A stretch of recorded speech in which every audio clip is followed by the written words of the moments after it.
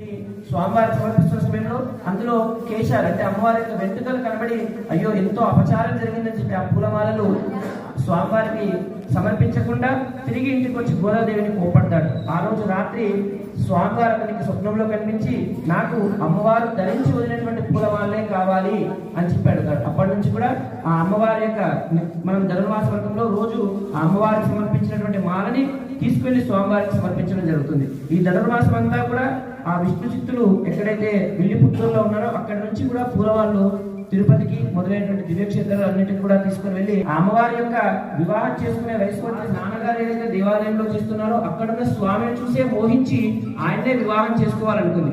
కానీ ఎప్పుడైతే వివాహ వయసు వచ్చిందో ఆ సమయంలో విల్లిపుత్తూరుకి శ్రీరంగానికి 30 కిలోమీటర్ల దూరంలో ఉండేటువంటి సుందరబాబు పెరుమాళ్ళని తనకు వివాహం జరిగితే ఆయనకు 108 గంగాలతో ప్రసాదం సమర్పిస్తానని చెప్పి మొక్కుకుని ఆ గర్భంలో ఆ రోజు మనం విశేషంగా ఈ యొక్క కళ్యాణ మహోత్సవాన్ని చేసుకోవడం. ఈ కళ్యాణ మహోత్సవంలో ముందుగా పుణ్యవాచనం చేసుకుని విష్ణువుకు సంబంధించిన దేవాలయంలో గణపతి బదులుగా విశ్వక్సేన ఆరాధన చేసుకుంటాం. విశ్వక్సేనుడు అంటే విశ్వానికి సేనాధిపతి.